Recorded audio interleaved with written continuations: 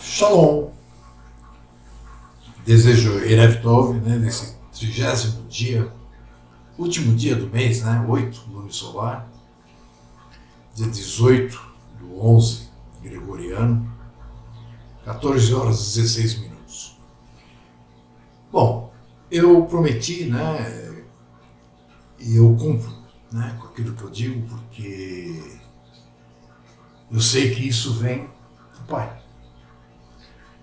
E se eu deixar de fazer aquilo que eu digo, assim como se eu deixar de praticar as leis, se eu deixar de praticar a forma de adoração que eu já conheço, né, que eu sei que ainda falta muito para me conhecer, de acordo com a forma que meu Pai me ensina, não será aceito por Ele. Então, se eu me propus a todos os dias fazer um pequeno estudo, assim será.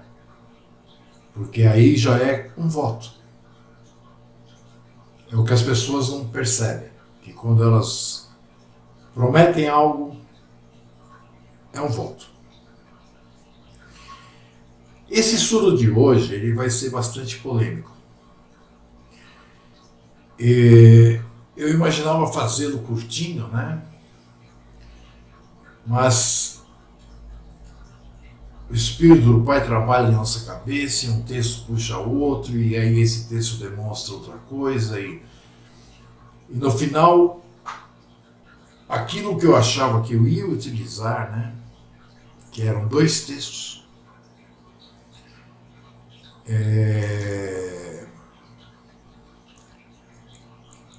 se tornaram, na verdade, né, 7 páginas. Então, dessa feita, eu vou estar enviando a apostila. Eu disse que eu não ia mais enviar apostilas, né? Mas eu quero enviar essa aqui, porque eu sei que tem muita gente que diz que eu sou falso profeta, né? Coisas assim. Então, eu quero enviar essa aqui para que as pessoas possam ver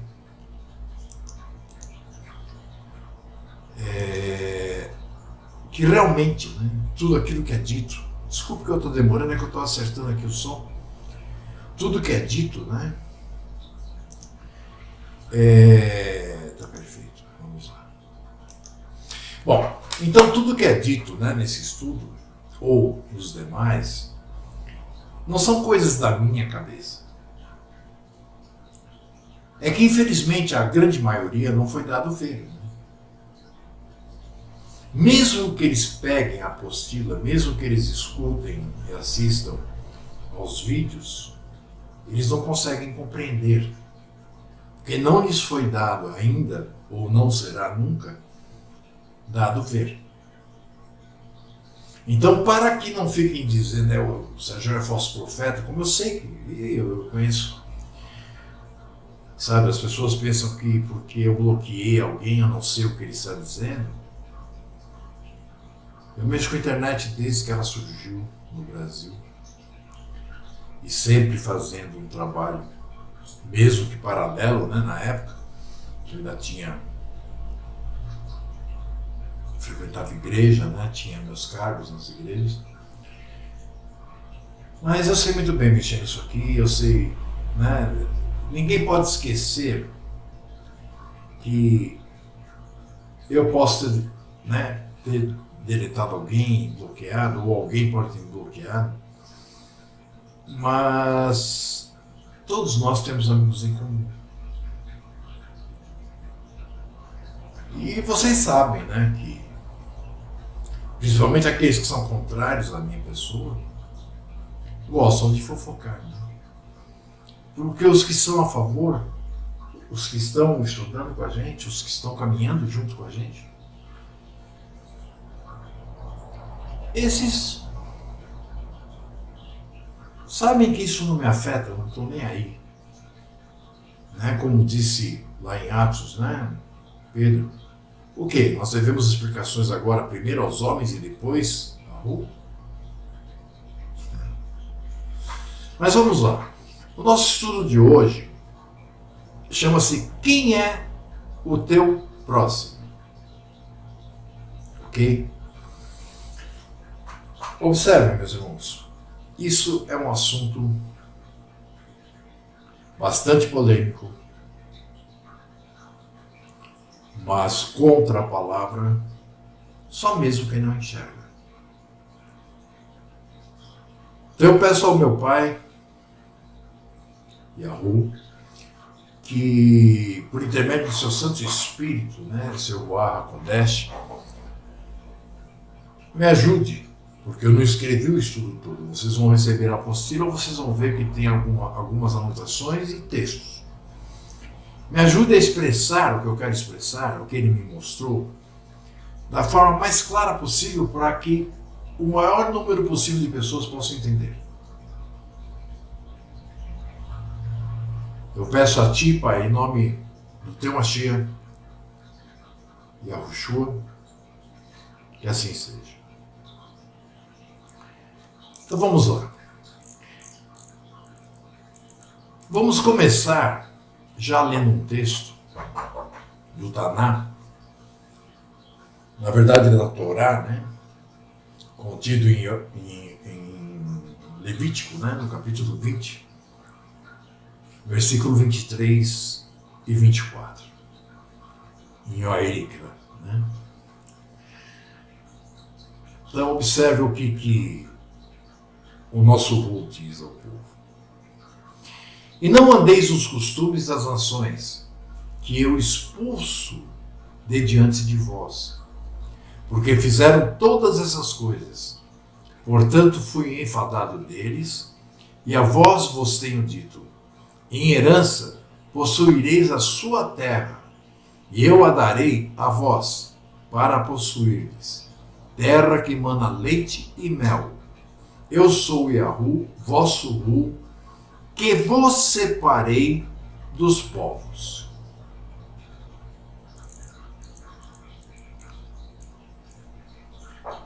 Ainda em Oerikra, Levítico, no capítulo 11, versículo 44, nós lemos assim: porque eu sou Yahu, vosso Ru, portanto vós santificareis e sereis santos, porque eu sou santo.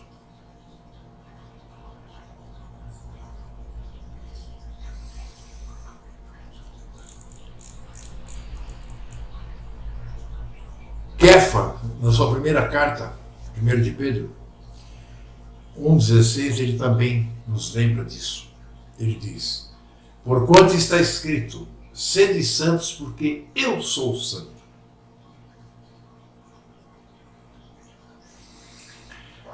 Bom, nós vemos aqui então que é uma ordem do nosso Pai, que quem é de seu povo viva separadamente das demais nações. Se nós formos ler o contexto disso tudo, nós vamos perceber que é para que nós não peguemos os costumes errados dessas nações.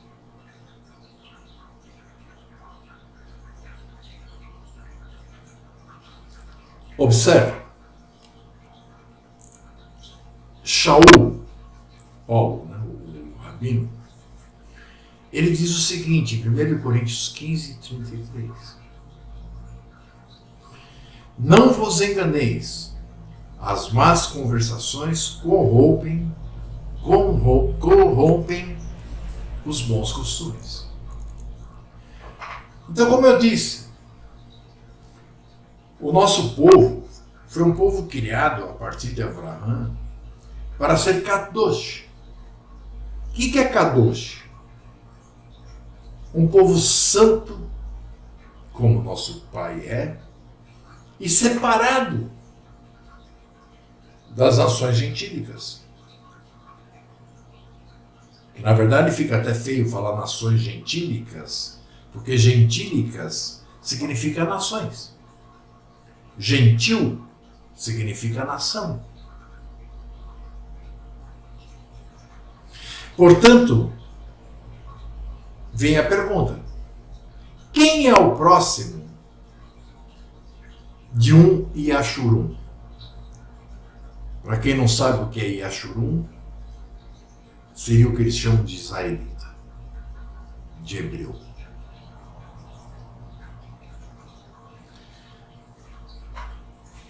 Percebem? Isso implica, veja bem, essa separação e essa santificação, né? Implica em odiarmos o mundo e a iniquidade nele existente, assim como os que a praticam. Ah, não, porque Yahuwah Hanan, o emissário do amor, né, João, na sua primeira carta, no versículo 2, aliás, capítulo 2, versículo 15, ele nos diz assim: não ameis o mundo, nem o que no mundo há. Se alguém ama o mundo, o amor de Yahuwah não está nele.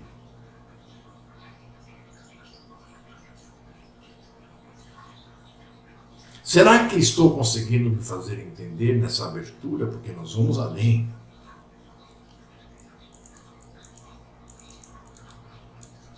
Se não está dando para compreender ainda, vamos prosseguir. Eu tenho certeza que tem pessoas que já entenderam.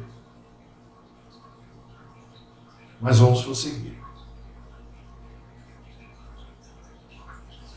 O Mashiach, numa certa data lá, né, enquanto ele estava vivendo ainda, ele diz o seguinte: pois atam fardos pesados e difíceis de suportar, e os põem aos ombros dos homens. Eles, porém, nem com o dedo querem movê-los. Matitial, Mateus 23:4. De quem ele está falando aí? Dos fariseus. Grande parte dos fariseus era Yarudim, da tribo de Judá, do povo Yashurum. Mas observem que ele está contrário à religião deles, contrário ao que eles pregavam. Por quê? Porque pela falta do Espírito, quando eles começaram a escrever seus livros, Talmud, Zohar e etc., eles foram impondo nas leis que já, né, se não for pelo Pai, nós não conseguimos cumprir, muito mais detalhes, tornando assim um fardo muito pesado para os demais do povo e fazendo com que ninguém conseguisse cumprir. Agora, eles, como ele diz, nem com o dedo querem movê-los. Matitiahu, Mateus 23:4. Vamos ler também ainda em Matitiahu, Mateus, agora no 23:27. Yahushua diz o seguinte: ai de vós, escribas e fariseus hipócritas, pois que sois semelhante aos sepulcros caiados, que por fora realmente parecem formosos, mas interiormente cheio de ossos de mortos e de toda a imundícia. Observem, isso nós vemos em Mateus 23:27. Ai de vós, escribas e fariseus hipócritas. Eu creio que ele não esteja tratando dos fariseus e dos escribas como próximos dele, né?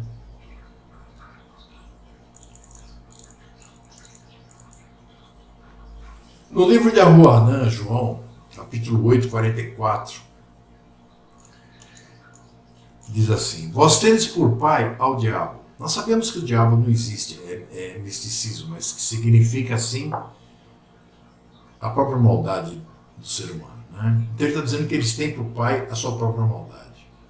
E quereis satisfazer os desejos de vosso pai, os seus próprios desejos. Ele foi homicida desde o princípio e não se firmou na verdade, porque não há verdade nele. Ele está falando diretamente dos fariseus, dos religiosos daquela época. Quando ele profere mentira, fala do que lhe é próprio, porque é mentiroso e o pai da mentira. Então eu pergunto, né? E Yahushua aqui estava falando de quem? Os fariseus, saduceus e qualquer outros, né? Dos sacerdotes. Todos aqueles que tinham partido e se distanciado da verdadeira palavra de Yahu, né? Que estava contida na Torá e estava contida no Tanakh. Observe que para eles dizerem que Yahushua não nasceu no primeiro século, ou que não está marcado que haveriam duas vindas, um nascimento e um retorno, eles tiraram até do Taná deles o livro do profeta Daniel, porque lá ele dá até a data do nascimento de Yahushua HaMashiach. Então nós podemos entender aqui que ele não considerava os religiosos como seus próximos. Não os considerando como próximos, também não os considerava amados. Mesmo que estes fossem Yashru. A grande maioria aqui, Yarudi, na tribo de Yehudá. Concorda?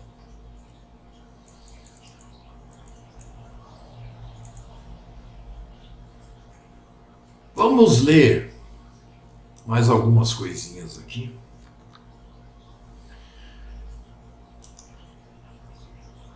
Nós lemos em Lucas, no capítulo 10, versículo 27 a 29, o seguinte. E respondendo ele e Yahushua, disse: Amarás a Yahu teu Hu de todo o teu coração e de toda a tua alma, e de todas as tuas forças, e de todo o teu entendimento, e ao teu próximo como a ti mesmo. E ainda disse, quem respondeu aqui foi o jovem rico. E Yahushua disse, respondestes bem, faze isso e viverás.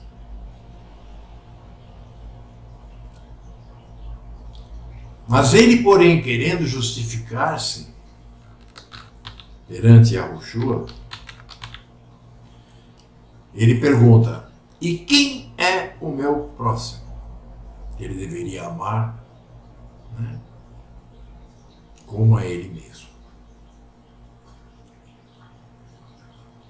É interessante, né? O Mashiach responde o seguinte, aí uma parábola. Descia um homem de Jerusalém para Jericó, e caiu nas mãos de salteadores, os quais o despojaram, e espancando-o, se retiraram, deixando-o meio morto. E ocasionalmente descia pelo mesmo caminho certo sacerdote, um levita. E vendo-o, passou ao largo, nem parou. E de igual maneira também um outro levita, chegando àquele lugar e vendo-o, passou ao largo. Mas um samaritano que ia de viagem chegou ao pé dele e, vendo-o, moveu-se de íntima compaixão. E, aproximando-se, atou-lhe as feridas, deitando-lhes azeite e vinho, e, pondo sobre a sua cavalgadura, levou-o para uma estalagem e cuidou dele. E partindo no outro dia, tirou 2 dinheiros e deu-os ao hospedeiro. E disse-lhe, cuida dele, e tudo o que demais gastares, eu te pagarei quando voltar. Aí o Mashiach pergunta, qual, pois, desses 3 te parece que foi o próximo daquele que caiu na mão dos salteadores?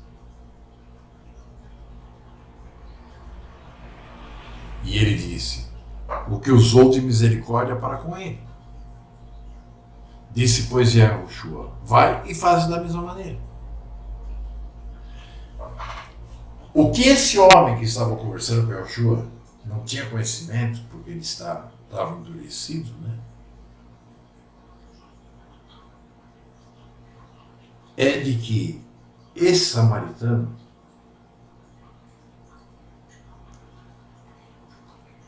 era parte de Yoshua,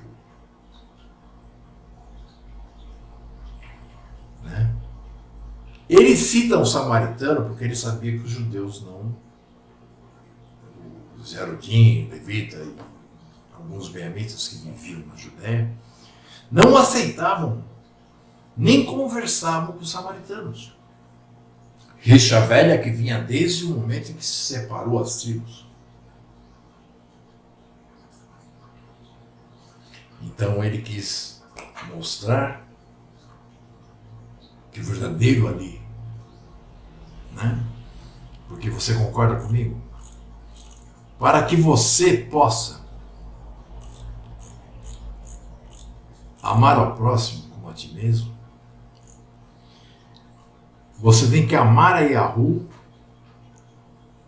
o teu Hu, né? De todo o teu coração e de toda a tua alma e de todas as suas forças e de todo o teu entendimento.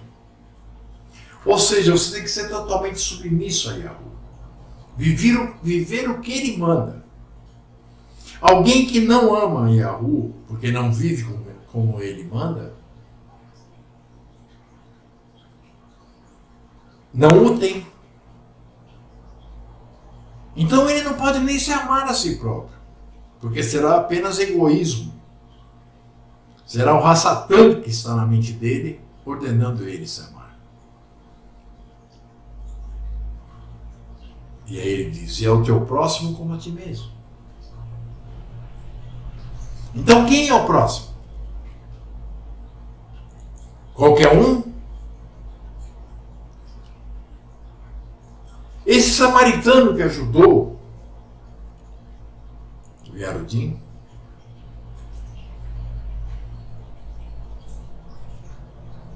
com certeza, para que o Mashiach dissesse quem era o próximo, alegando ser o samaritano, esse samaritano adorava Hu, Yahu, acima de todas as coisas.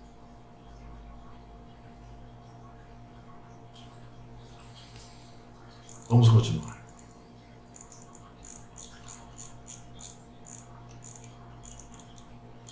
Vamos observar uma outra passagem, né, que está em Lucas 10, é a continuação, 38 a 42, né, que nos diz assim, e aconteceu que, indo eles de caminho, entrou Yahushua numa aldeia, e certa mulher por nome Marta o recebeu em sua casa. E tinha esta uma irmã chamada Maria, a qual, assentando-se também aos pés de Yahushua, ouvia a sua palavra. Marta, porém, andava distraída em muitos serviços, e aproximando-se disse, Machia, não se te dá que minha irmã me deixe servir só? E Yahushua disse a ela, Marta, Marta, estás ansiosa e afadigada com muitas coisas, né? Com as coisas do mundo. Mas uma só é necessária para fazer o serviço que você está fazendo. E ele diz, e Maria escolheu a boa parte, a qual não lhe será tirada. Então observe, aqui nós vemos claramente que o povo de Yahu é o que escuta a palavra, é o que pratica a palavra. Marta estava indignada, porque ela estava cheia de coisas para fazer, não tinha tempo para nada.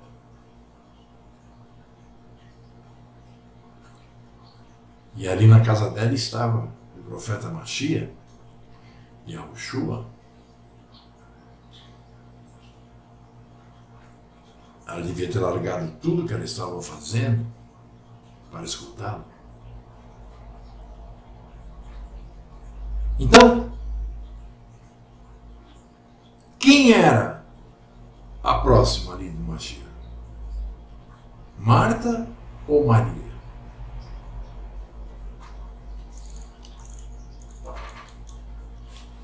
Numa outra ocasião, né? O Mashiach foi para Samaria. E lá ele encontrou uma mulher na beira do poço. E ele disse para a mulher, né? Samaritana. Como sendo... Ele pediu água para ela, né? Aí a mulher responde, como sendo tu judeu, ou seja, Yarudim, né, da tribo de Arudá, deixa eu até arrumar aqui.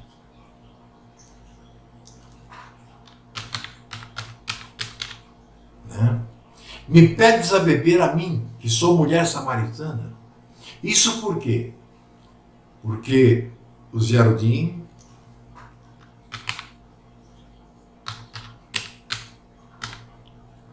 não se comunicavam com os samaritanos. Aí a Yahushua, né, respondeu e disse, se tu conhecestes o dom de Ru, e quem é o que te diz, dá-me de beber, tu pedirias a Ru, e ele te daria água viva. Disse-lhe a mulher, Senhor, tu não tens com que te atirar, e o poço é fundo. Onde, pois, tem a água viva? És tu maior do que o nosso pai Jacó? Jacove, né? Observe, ela era descendência de Jacó, do patriarca da nação Yashuru, que nos deu o poço, bebendo ele próprio dele e os seus filhos e o seu gado? E Yahushua respondeu e disse, qualquer que beber desta água do poço, tornará a ter sede. Mas aquele que beber da água que eu lhe der, nunca terá sede. Porque a água que eu lhe der, se fará nele uma fonte de água que salte para a vida eterna. Então disse-lhe a mulher, Mashiach, dá-me dessa água para que eu não tenha sede e não venha ter que vir todos os dias aqui tirá-la. E respondeu Yahushua, vai, chama teu marido e vem cá. A mulher respondeu e disse, não tenho marido. E Yahushua respondeu, dissestes bem, não tenho marido. Porque tivestes 5 maridos, e o que agora tens não é o teu marido. Isso disseste com verdade. Disse-lhe a mulher, Mashiach, vejo que és profeta. Observem, o Mashiach não permitiu a presença dos demais emissários dele, né, nessa conversa. Foi uma conversa em particular. Por quê? Porque eles ainda não entendiam nada.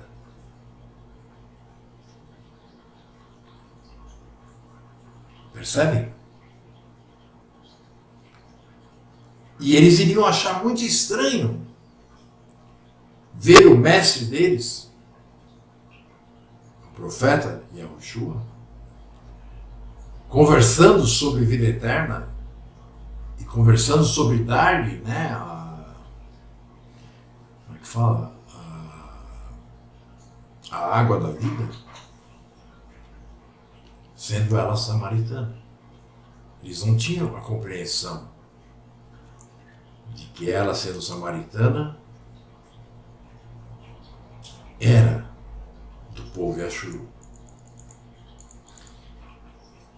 Vamos ler aqui também o que o Ravino Shaul, Paulo, nos diz em Romanos 9, 27.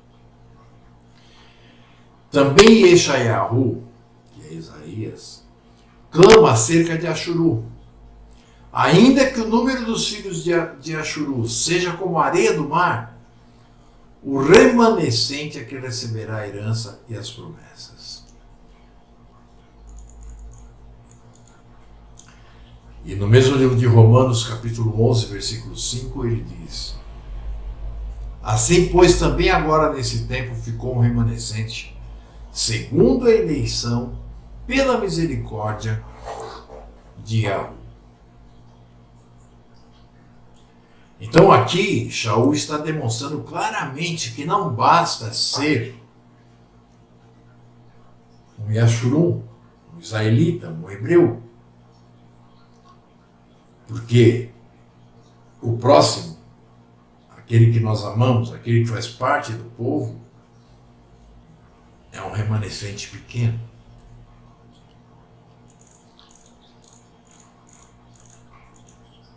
Ainda em Gálatas 6,16, Shaul diz assim: e a todos,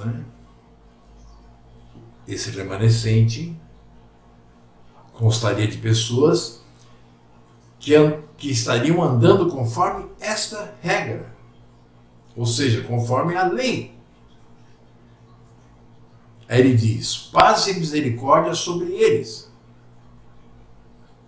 e sobre o Yashuru de Yahweh.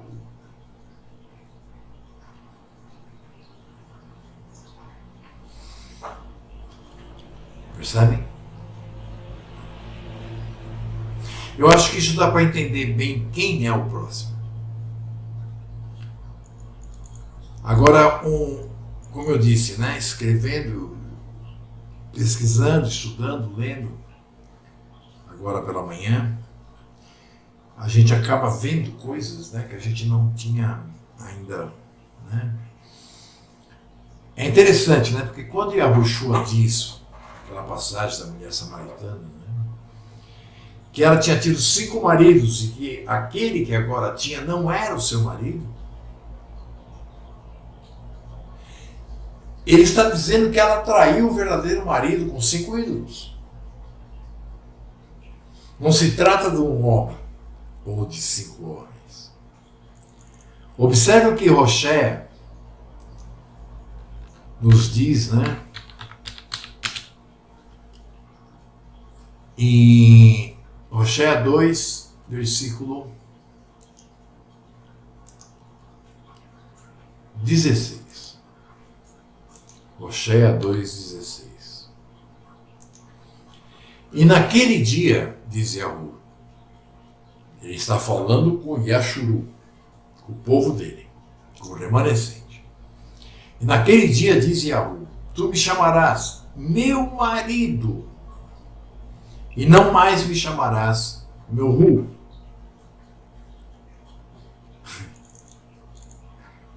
Percebem? Aí vem a igreja e diz que a igreja é a esposa do Mashiach. É um absurdo. É uma usurpação. Isso sim é uma heresia. Porque o marido do seu povo escolhido é o próprio Yahweh. E a esposa, o remanescente do povo Yahshua. Entendem? Na cristandade eles falam que a igreja é a esposa do JC.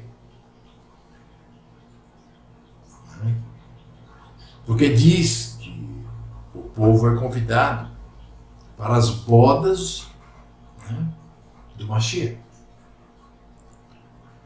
Então eles já, com o entendimento largo que eles têm, eles acham que a igreja é a esposa do Mashiach. Também por causa daquela passagem das 10 virgens, que faltou azeite para 5 e tal. Meus irmãos, o povo Yashuru, e não a igreja, será convidado para as bodas do Mashiach. Uma esposa nunca é convidada ao seu próprio casamento. Ela faz parte.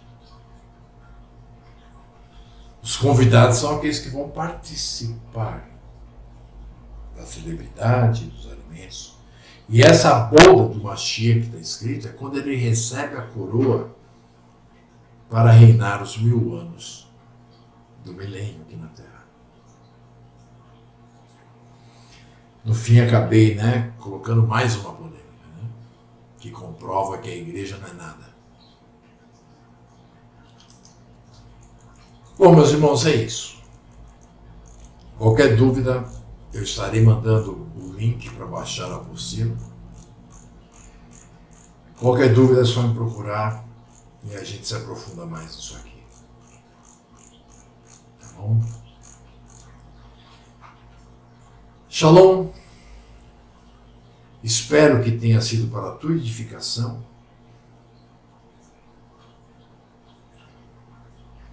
E espero que você entenda quem é o teu próximo. Beijo na testa e no coração. Fui.